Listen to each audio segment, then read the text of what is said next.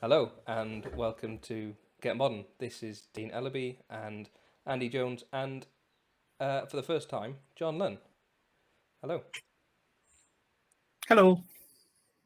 So, I waited for the hello there, John, because I saw what happened in the video that I just watched yesterday, where you were doing that blog post series, and everyone said hello, but no one quite knew if people were going to. So I thought I'd just wait for it and see what happened.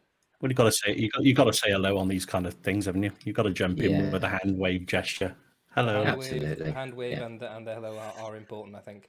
Yeah, it's the same when you leave a video or a Teams call or whatever. You need to do the hand wave, which I Or didn't. you could I've never use Scott done. Hanselman's things. The scrolling credits, that was good. Yeah. Yeah. So this is just a brief chat with John, essentially to go over some things. I'm not really sure what we're going to talk about yet, to be honest, Andy. No, I mean, we work with John, and we've got no set agenda here, so it's kind of feel free. But I mean, I do have a few questions I'd like to throw at you, but I don't want to be too formal about it, John.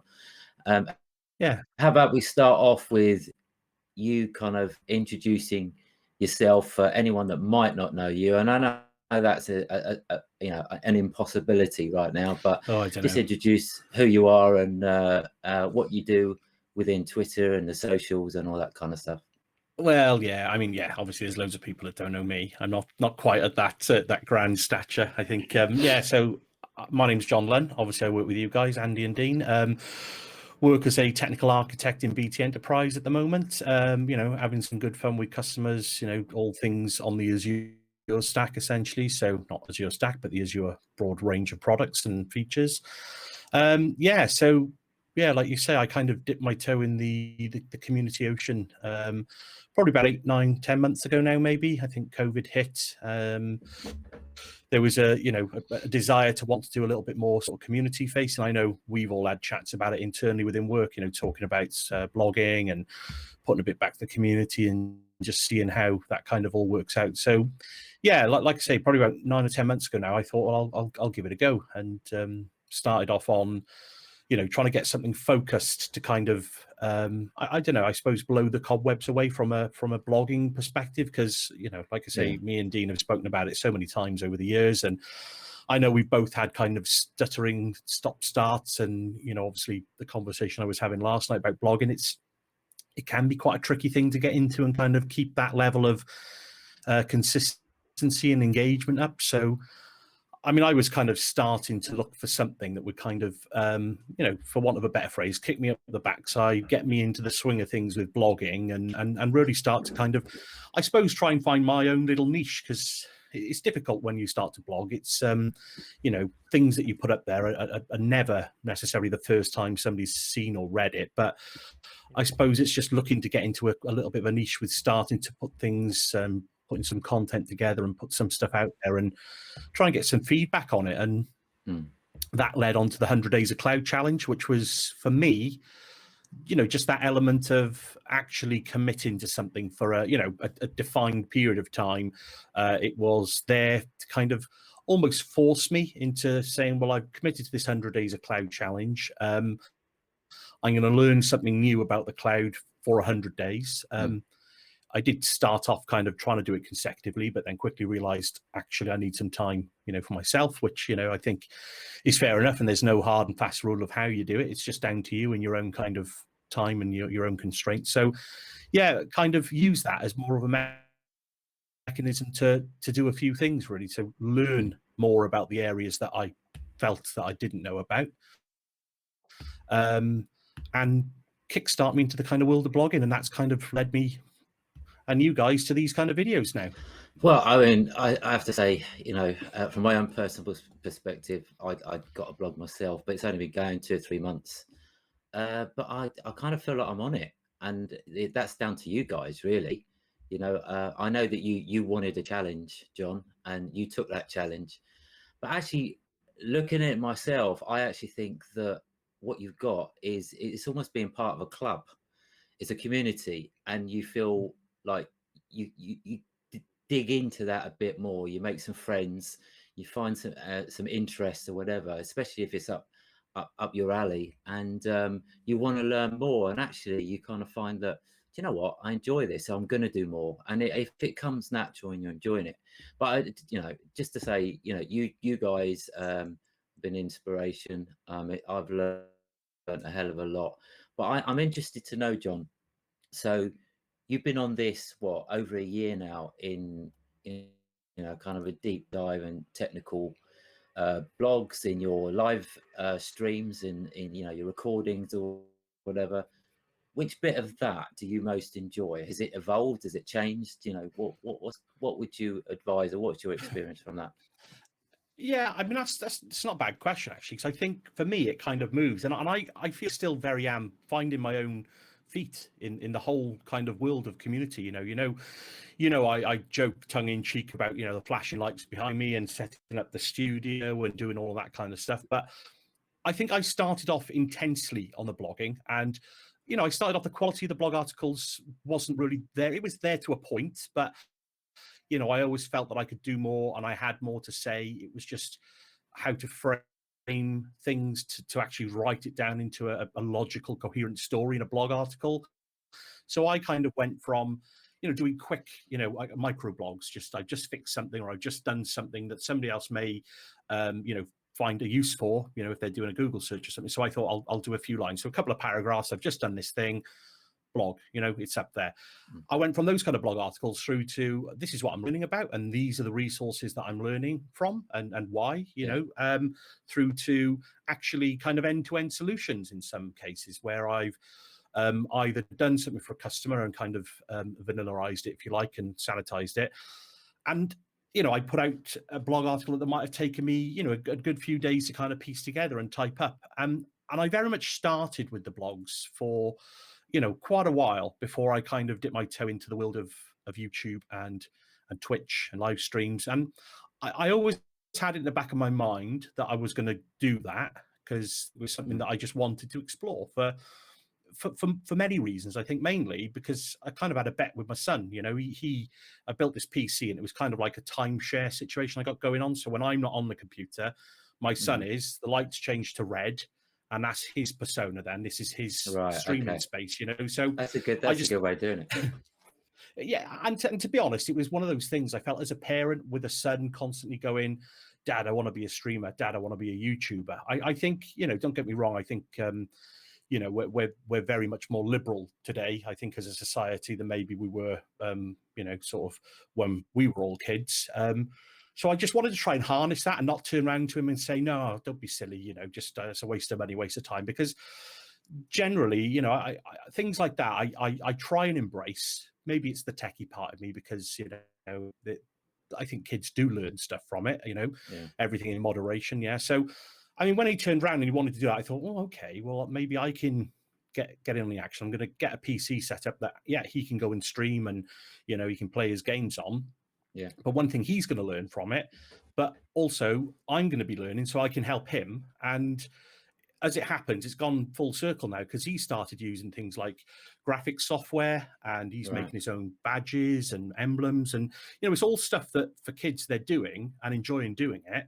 So I turned around to him, I said, "Look, create me a couple of logos, update." So he started updating my Twitch and, you know, things like that. So he puts together just to give him something to learn from as well. So, like I say, it was something I always wanted to dip into. So I kind of then have transitioned, I suppose. So it's difficult to say what I enjoy the most. I think in parts there's good and bad parts in each. I think I'm very much on a bit of a roll at the moment with the YouTube. I've got a bit of a regular cycle with, I do kind of 2 shows, if you want to call them that, a week. So I got the In Conversation with, I've got the Jonnychipz weekly video that I do, that kind of both get launched on a Friday, but they get recorded through the week.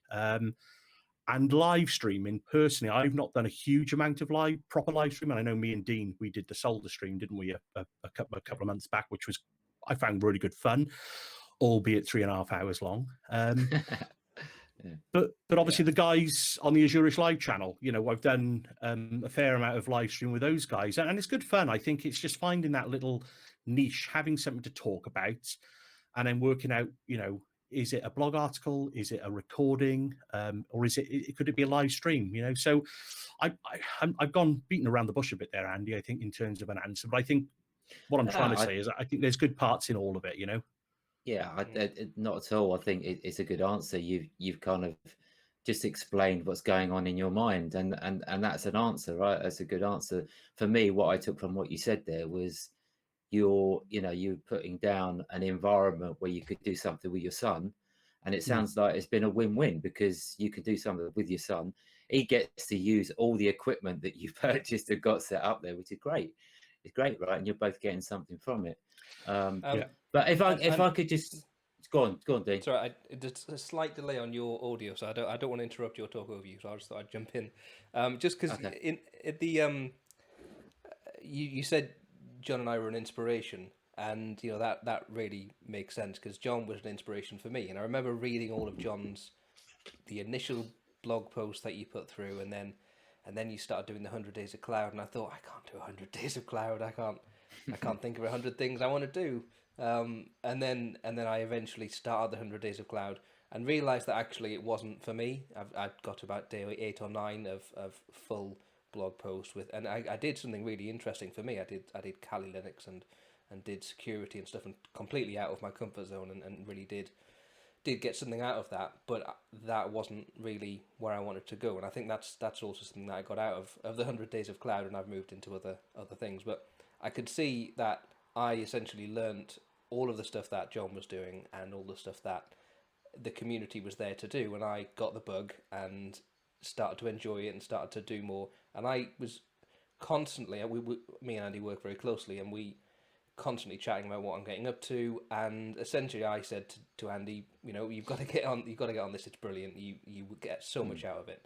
And you know, you said you do some blogging, and you've done some blogging in the past. You set up some Twitter stuff in your local community, physical local community, and stuff, and it did take a while for you to really get what I was on about and get what John was on about, that it is actually really quite something when you get into it, didn't it? Yeah, you're asking me, yeah? Sorry, yeah. This is so Dean, you've disappeared. No, mate, I know. Let's leave it Well, there. These are all things we got to fix, aren't they? Yeah, exactly. Yeah. These are the challenges, but this is the fun of it in some ways as well. Let's just assume I've left the conversation, right? So just answer my question, and I'll be back in a minute. Yeah, I mean, I was already doing a Twitter channel for my local community in Croxley Green, and it started out as an experiment for me. I tried to get as many followers without literally following anyone, or literally and I'm now I'm over 1100 at the moment, but I probably put a tweet out probably once a day, right? And literally it might be a retweet of local services, the police, something to do with COVID or whatever. And it's just gradually over a year, it's kind of built up. And then it evolved for me, so that I started putting more I started putting my own tweets out and saying, and actually trying to promote local businesses and stuff like that. And I don't get a huge lot of, of chat back on it, but I do get something from it. I kind of feel like I'm a bit of an ambassador now in some sense. But on the flip side, you've introduced me to the technical side of stuff, and it's a totally different thing altogether. So this is a community in itself, and I can see how people interact and get familiar and friendly with each other. So yeah, I totally get what you're saying now, Dean. It is, and it's a club. I see it as a club, basically, and it's a club that's open. Yeah, exactly. It's an open club. Everyone can get involved, and it's a massive club, literally huge. And John, you were saying there at the start that there's a lot of people who don't know who you are. There'll always be more people who don't know who you are than do. I've gone again. My camera's overheating. My camera's overheating. So there'll always be more people who don't know who you are than do, especially in this world, So the market for followers, for people to figure out who you are is massive. No, I was just going to say, and it's obviously, it's not about that. It's not about knowing who anybody is. I think the point that certainly the point that I found is you're right. I think for years, well, you know full well, we've been to events over the years, Dean, you know, and Andy, we've been to events. You know what I've been like in terms of using Twitter and, you know, running around all the events and the expos and just making a little bit of a song and a dance, having a bit of fun with stuff. But I never really kind of went full feet into the community, if you want to call it that, in the social world as such. I think I was playing around the edges, and I suppose what the way that I saw it is I didn't get it. I really didn't get it years ago. I was playing and, you know, teetering around the edges, not really knowing what to blog and talk about because, you know, I flit around lots of technology areas and you know, always felt that I was a little bit of a generalist, but had my areas of specialism, if you want to call it that. And so I was fleeting around for so long, and then I think it's only when you kind of embrace it. You're little D now. You've got a little head. I've gone little. There we are. I've gone really Resize and yourself. square. I've gone little and square. That's me. Oh, you've always been a geek, mate. Don't worry about that. No, I think just kind of when you embrace it, you go full feet in. It is such a genuine thing that you start to speak with lots of people in the community. And there's no other way to describe them all, but they're just bloody awesome. You know, it's just like you speak to people, you can put a tweet out about, you know, any technical issue you're having or just what you had for breakfast. And when you get to know a lot of these people, they are genuinely like having an extended group of friends, you know, albeit for the last year we've been stuck, obviously confined to our houses for the majority of the time. But I mean, it's brilliant. I mean, I speak with a lot of the guys and girls now that I speak with on Twitter, and it's just like I think we're all itching when we can get out to face-to-face events. But I can see those events being even more brilliant than they've kind of been in the past, you know, because now all of a sudden you've got this extended group of people that you've been speaking with there. You can, you know, go and have a chat with them, go and have a pint and a bit of grub. You know, it'll be I'm really looking forward to that aspect of it as well. So of course, that will bring a different dimension to it. Yeah. Imagine what it would, all the events we've been to in the past few years. You know, we've done a lot, right? Imagine those having had this community, having had this interaction, all these people that you were able to talk to. It would be such a different experience. And so now I understand why conference events are so important, because it's not just getting to speak to the people who are speaking, getting to interact with other people who are interested in the thing that you're interested in. It's actually meeting up with the guys who you've been speaking on social media and Reddit and Discourse and all these people for such a long time. You get to meet them, and this is the only place you're probably ever going to meet them because they're around the world. So it adds a completely new dimension to. I just want to say, go on, Andy. I just want to say, John, that you shouldn't underestimate, I think, what you are achieving, because you're in demand. You've got people wanting to talk to you in conversation, and some highly recommended and of people, technical people in the community. And like Dean, kind of leading on what Dean was saying, now when there's going to be an event, you're going to be on Twitter and basically say, oh, I'm going to Ignite, or I'm going here. Yeah, I'm going. And it's going to bring a totally different experience to how it has been previously. And that's for the good, right? Because, so you might be meeting up with people, and maybe you might be missing part of a talk or something like that, but you're probably going to gain different information from the person you meet up with. So, it swings and roundabouts. And I just think I think it's great. I think it's really good. So, you're right. Yeah, I think that the whole point as well of, obviously what you find with the community, I think there's this old saying. I love doing these old sayings that I never ever get right, but I'll paraphrase. It's this is my new thing that I found now, is to kind of drop in a saying that I completely get wrong. I can't remember what it is now, but it's it's basically, if you want to be successful in life, you've got to surround yourself with successful people. And I think that's what community is that you're getting involved with people that are passionate, that are intelligent, that have got something to say, that have, got that energy and that empathy towards other people to want to. All right. Are you still there, Dean? Yeah. Yeah.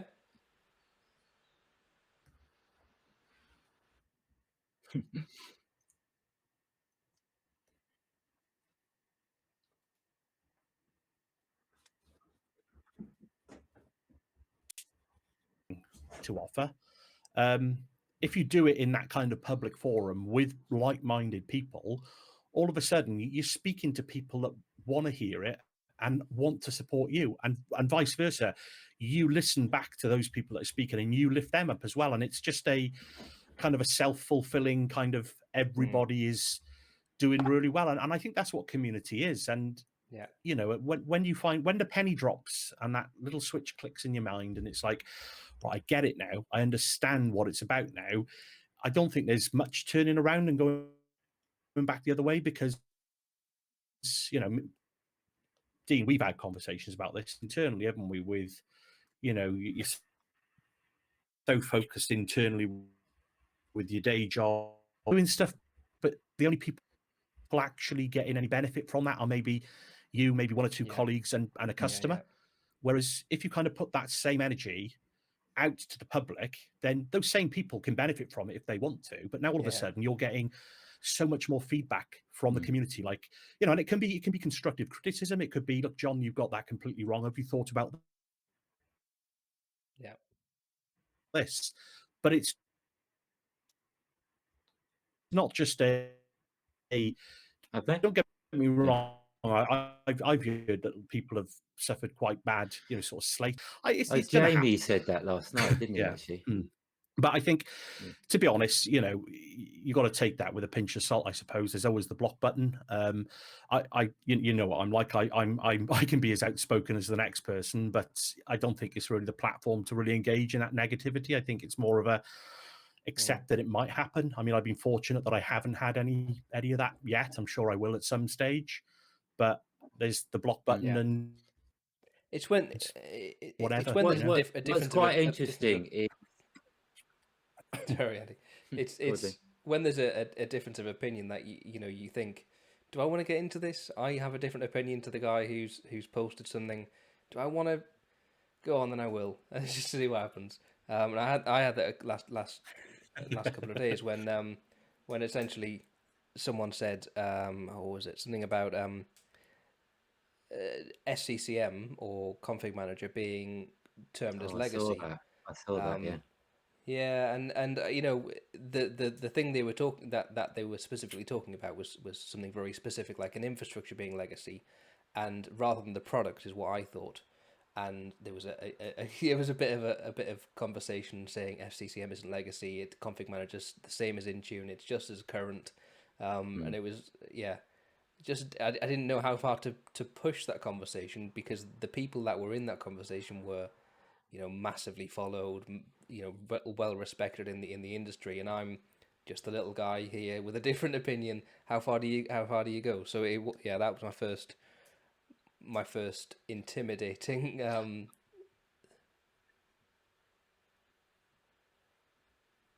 but you've got to be a little bit controversial.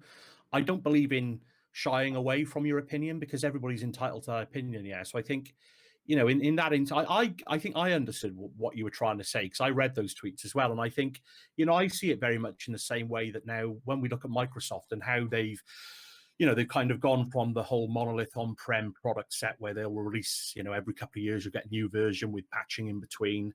And then we moved over to the cloud world. So the focus shifted. And there was always this middle ground of, well, you know, we knew at the time when things were going to the cloud, it's like, yeah, great. You know, you look at it from a marketing perspective of where Microsoft go, it's all fantastic. But in the real world, you've got this transition that needs to happen. And we know we're talking about hybrid a hell of a lot. You know, we're talking about, and disappeared now. We're dropping off like flies. You know, can you hear me? Yeah, I can.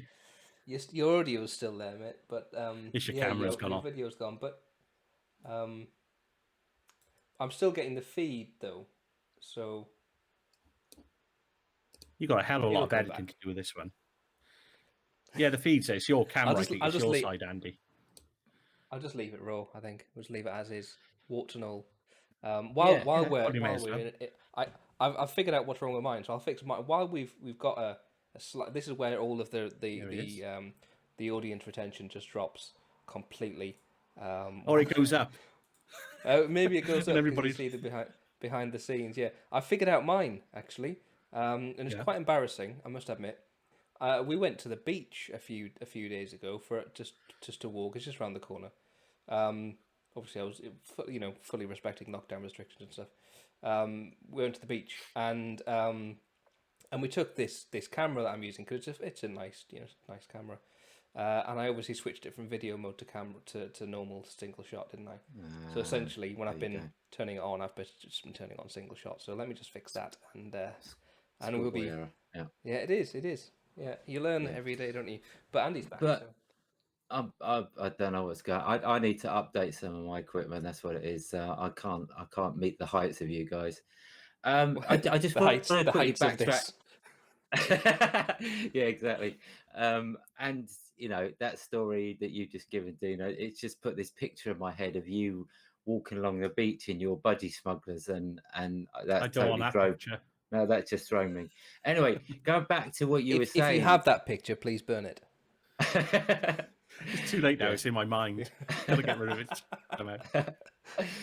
Joe, what you're saying before, I know it's a lot the I'm tweets that big. go out and all that. Oh, Sorry, I've gone big. Sorry. I just love there he is. He's little now. a, No, a lot I of know the what you're saying. tweets that you put out, you got Cloud Family hashtag against them, and I actually had a look today what that meant. I didn't know that there was actually a meaning behind it. I mean, I know, I just thought, okay, this is a very a lot of people show interest in it, so I went and had a look at it, and actually it's about promoting and helping anyone in the community, offering advice or just encouraging them to be involved, and I thought, oh, okay, that's quite a good strap line actually. I know people get awarded. Someone got awarded the Cloud Family of the Month, of the Carl month, Cook, yeah. and that. Yeah. And that meant I went and had a look at what it meant. So it's actually, I learned that today. That's probably the biggest thing I learned. Well, I think what you see, Andy, I think over the years there's been quite a few of these little sort of gathering. I suppose you call them gatherings where people just kind of associate themselves with a group of people that grows. And I think to the outsider, some might see them and go, "Oh, it's a bit of a clique. You've got to be in the know. You've got to know." And it's like It's like you were saying earlier. It's very much an open group. If you were well-meaning, well-intended, you're not coming in with attitude and arrogance, and you're willing to help others as much as you're going to be helped yourself. Yeah. It's a group of people that basically think along those lines, and that's what the Cloud Family. I think it was started by Richard Hooper and Gregor Suti up north. In fact, I think Richard's not far from you, Dean.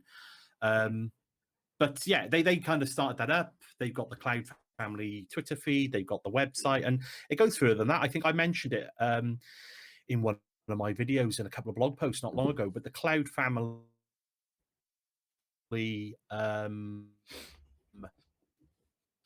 GitHub, or the website, is basically built on a static content sort of page that you can kind of pull request, and Greg or Richard will kind of add your information to the Cloud Family website. And it's meant, I think that what they tried to do is set up a central repository for everybody to kind of hook in their blog.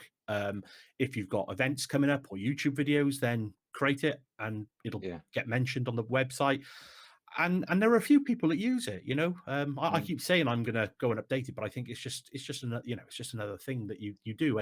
But to be honest, you speak to Greg or Richard, and they're of exactly that mindset. They can't do enough for anybody, and it obviously it's not just Greg or Richard. They're allowed that kind of family line. But you're right. I mean, it's just, and I know. There's still one that's going on now. I think the Crew is more of a US focused group of people, where similar kind of thing. Whereas I don't know if you recall ever going to Ignite, but there was always the Crew parties and this, that, and the other. And it's a similar sort of concept, that if you're kind of related to those groups, then you kind of get the same information. So yeah, it's pretty cool. It's good. But good also to be what I involved did, with, Sorry, I'll go first. I remember the Crew, but I remember it being, I was an outsider, and I wasn't in the Crew, and I didn't know what the Crew meant. I just knew there was a party. and I knew there was a lot of people. Yeah. That's all I knew, and I didn't know how to get into the community of the crew. So really an odd, I obviously hadn't given it enough research. I could have easily Googled it and probably found out how to learn more, but I didn't know that it was something I'd want to get into. Really, just yeah.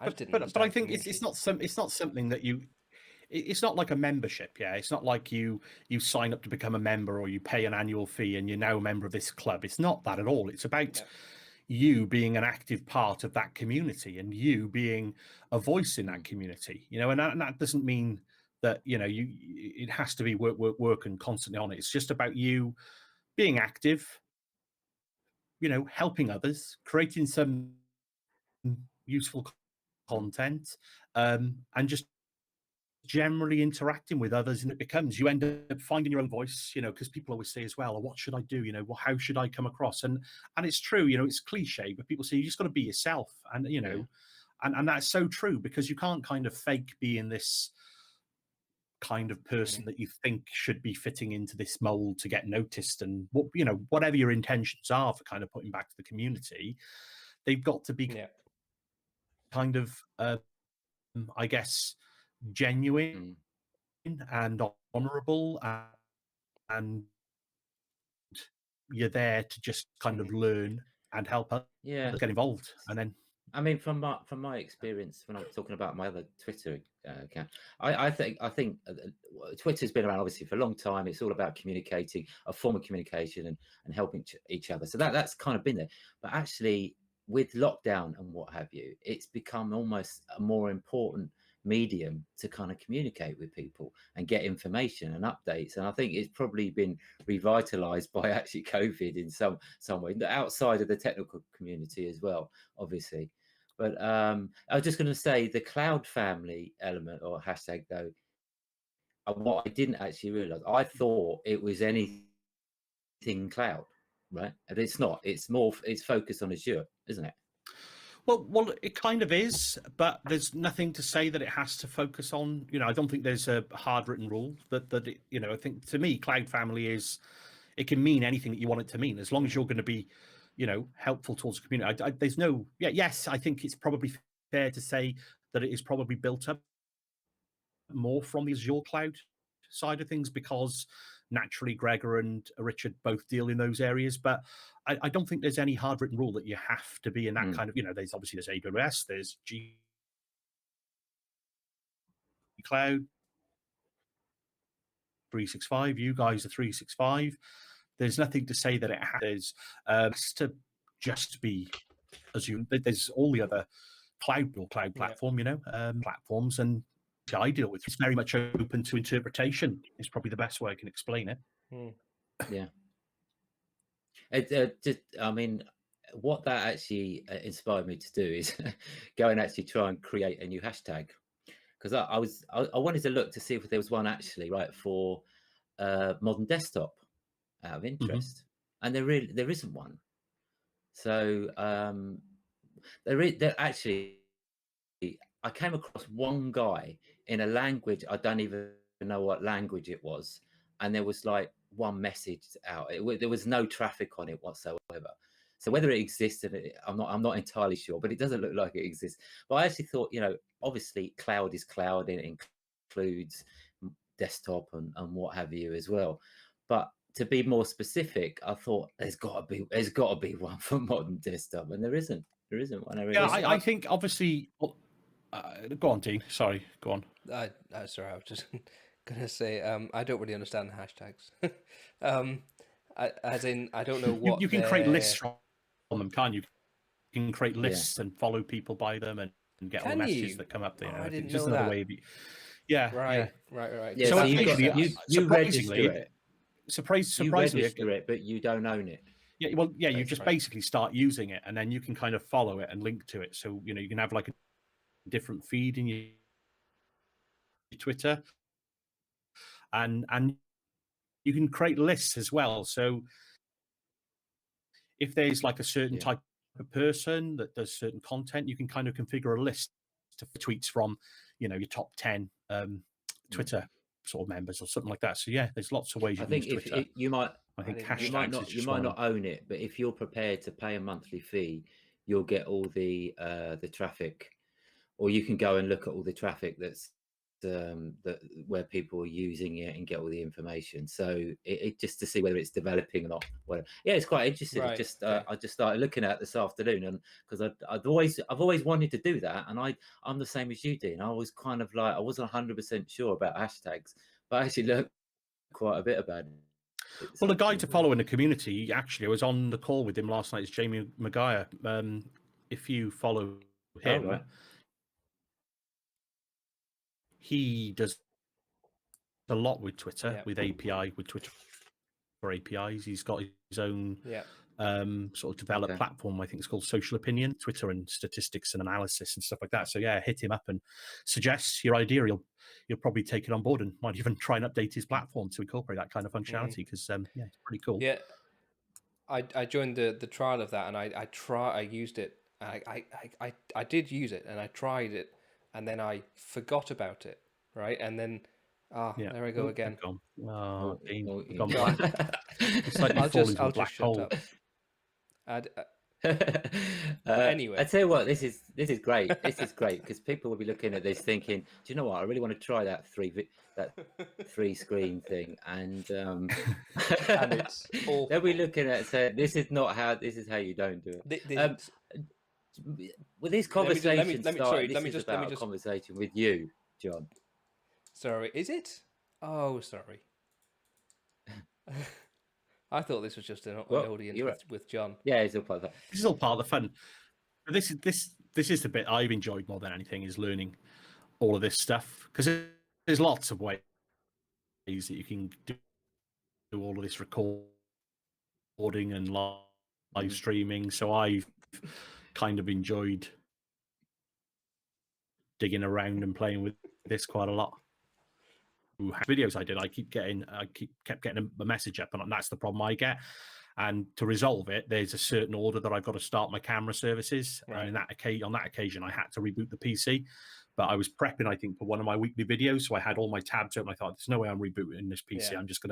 I'm gonna live with it, So it's quite funny. The It things is. that you learn that you didn't realize that you had to learn is. It's the warts and all, isn't it? I mean, here he goes again. I mean, the thing is like you've got to turn things off, turn your phone off, turn up notifications off, because you hear all that in the background. One of the things that we were doing a video recording, and there was some guy went past on his motorbike, and Dean said, "Oh my God, that was so loud." Anyway, I want to get back to you, John, right? Because this is this is kind of in conversation with you. Oh, you can't use that tag. When You can't steal John's no, tag. right. Well, he's not the only one using it. There's lots of people using it. There's where do you see what's next on the agenda for you? Where do you think it will progress for you? Community stuff, the community stuff, or with tech, all the community stuff you're doing. Where would you like it to go? For example, is there a goal? I think. No, well, not really. I mean, I've spoken to a few people now over the last few months, and they've suggested going down the path of the MVP, and it's like, it's hard work. There's a lot that goes into becoming an MVP, and I think I'm very much at the early stages of that. I think it's probably fair to say it'd be nice to get to that stage, but I think for me, it's more at the moment about kind of reaching out, learning as much as I possibly can, because I think we know, and I've spoken about this with a number of guests that I've had on my YouTube show, but just how to keep on top that I am when it comes to technology and my thoughts and opinions on where we're going and this, that, and the other. And I think for me, I'm desperate to try and learn as much as I can. Yeah, I know it's never going to be, I'm going to know everything, and nobody will, but to try and learn as much as I can, because there's certainly tech areas that I want to end up being a part of in the future, with the cool tech areas. And I think in doing some of the bits and pieces that they're kind of showing and they're passionate about has helped me learn so much more than I ever would trying to focus on it on my own. So I think for me, the community is going to be a constant. Hopefully, when we go back to kind of jumping in our cars again and driving up and down the motorway. Hopefully that won't be as much as we are all used to have been, doing in the past. And, I can commit the time, because obviously as soon as it goes back to that, obviously kids' activities start up, then we're expected to go Sure. back out to work. So, I know full well time is going to be more precious when things go back to, semi-normality or whatever it might be. But I'm hoping that I will still be able to keep that element of time to do the public facing, the blogging, do the YouTube, because it's about the learning. It's about exploring the areas that I don't work with 9 to 5. It's exploring the areas that keep me interested and me passionate about. I'll end up inspiring other people, which is what I'm trying to do at the moment with a lot of my IoT stuff. That's what I'm trying to kind of point out, that, wow, this is actually pretty cool stuff. I'm no expert in it, but if I can find my way through it, then I know damn sure other people can, So yeah, that's kind of how I'm using this sort of community learning aspect, if that makes sense. Yeah. So one more question I got for you that was I thought about before we started this conversation is, given the journey you've been on so far, someone that was starting out right now, what would you say to them with the kind of similar kind of aspirations, if you like? We all make mistakes along the way, and about how to do things, waste a lot of time and or whatever. Is it what pinpoints or flash moments would you kind of you give some advice on? Yeah, I think it all comes down to the fact that I would very much encourage anybody to start facing the community a bit more and get involved. Start making the friends. There's people in the community now, that I've been speaking to for the last 7, 8, 9 months that have been coming to the user groups. They will message me, they will DM me on Twitter, on LinkedIn. There's a number of people that are on that journey. So I am actually giving this advice out in real life, if that makes sense, to people that are just coming into the wonderful world of IT or even Azure. And, and I think a lot of those people are there and they're asking me the question. They've kind of already got it. I think they're just reaching out to people that they feel may have some kind of experience to help them get on the first rung of the ladder. But it genuinely is, you've just got to become an active part of the community. I think once you get involved, once you start chatting, it kind of just takes roots and you find your own feet and you're away. As long as you've just got that mindset of just being open, everybody knows where their flaws are, where their weaknesses are. Just be open, just speak to other people and help people as well. Don't just take. It's about me. It's about this kind of transition. So yeah, just to sum it up, become part of the community in some respects. And I think, in fact, I think I remember saying that to you, Dean, didn't back a good few months ago. And I know at the time you're like, yeah, not really sure. But then I think after about a month, 2 months of actually doing some of this, partaking in community banter and doing a few bits, I think the penny drops within a month or two. Would you say, Dean? Mm-hmm. I think so. Yeah, I put it off.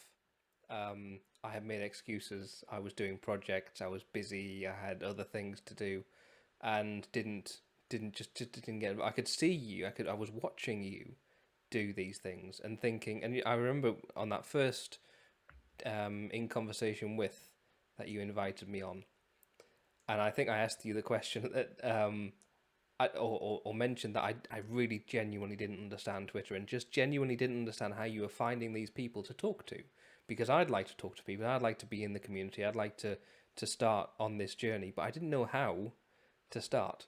And that was a small bit of learning that needed to take place for me to understand how to interact and how to become part. And then I was off, and I've really enjoyed it since.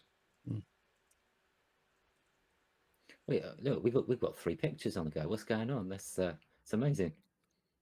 I know. This was mine. Yeah. Look at that. Well, this has been lovely. Yeah, it's great. And you know what? I watched that blogging video last night. I was actually watching it, not live, unfortunately. I was busy during the live bit, but I was watching the replay on YouTube. and meanwhile making my stupid Christmas lights that I've been messing around with, and generally ruining my own hands on putting plastic into plastic. Anyway, I was watching it and thinking, this is like being in a Teams meeting, but just not wanting to say anything.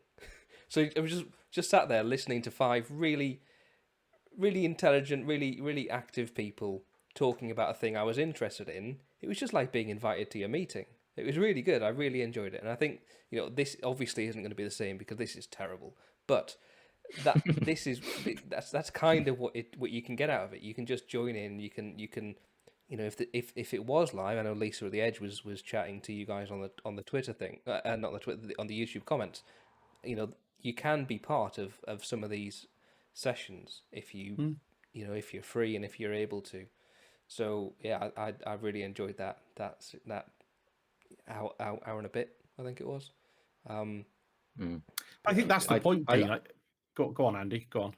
I was just going to say, I think that I watched it live, and I think the one thing, the key point I took away from anyone that was, is looking to start, is that Jamie was saying, he said, I don't really care about kind of what people think. If just go for it, just go for it. And I think that was a good message because, as you were saying earlier, Dean, you maybe weren't quite sure whether to do it or how to do it and when to do it, etc. But his advice is, you got an idea, what's on your mind, just get it out there, and you never know, there'll be like-minded people thinking exactly the same stuff. So, and that's what it's about, right? And I think that.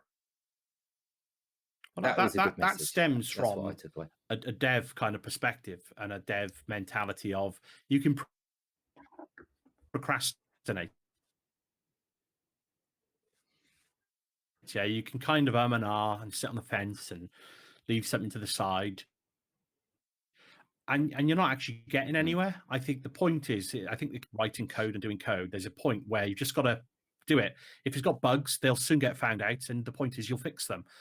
So the more that you just get on with it and put it back out to the community, the more feedback you'll get and the quicker that you'll learn that maybe the thing you put out there was brilliant and it's inspired loads of people. Or maybe the thing you put out there did have some flaws that will be pointed out to you in a positive way that you will then learn from. So yeah, just get on with it. Click the button. Don't sit there. Which incidentally is what Microsoft have started doing with a lot of their stuff. They've got the I'm not taking the mic, but I mean they have they've got the public previews, they've got the previews that you can sign up to, and the dev builds, the flighting and stuff, and that really is it's going to break. Almost certainly they've not tested this. No one's tested this. It's going to go. It's the DevOps mentality, fail fast mentality, isn't it? Yeah. It's, I think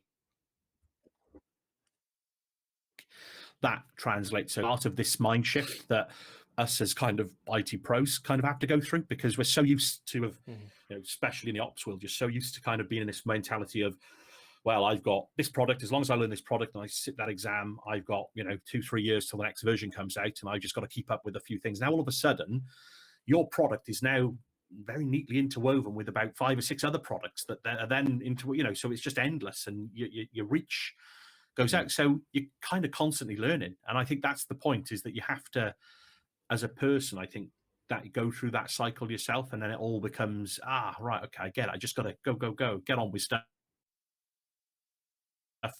And through the whole process, you're never going to stop learning. You're always going to be learning stuff. But it's just, how do you guide your own little meandering? As I found out, I can jump from 3D printing cases for Raspberry Pi projects through to playing with IoT devices and playing with cloud adoption framework stuff. There's, pick your poison, as they say. I don't think I have yet. No, indeed. Yeah. But we'll keep following you. Well, Absolutely. Somebody's got to. Somebody's got to, haven't they? Yeah. Well, and I think we'll go down. We'll make this a little bit better, Dean, for our next guest, so they get a bit of a better experience.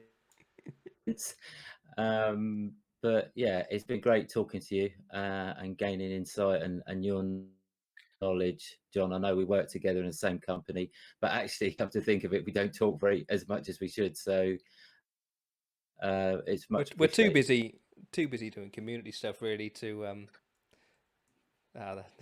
sorry. We're too busy doing community stuff to talk internally.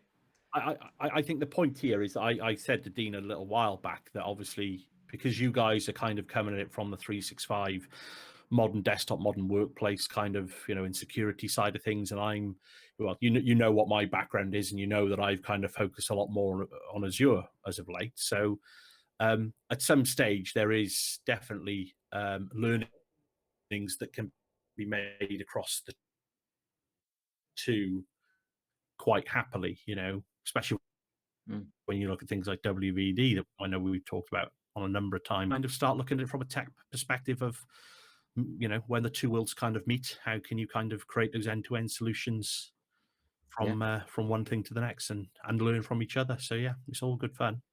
But thanks for having me on though.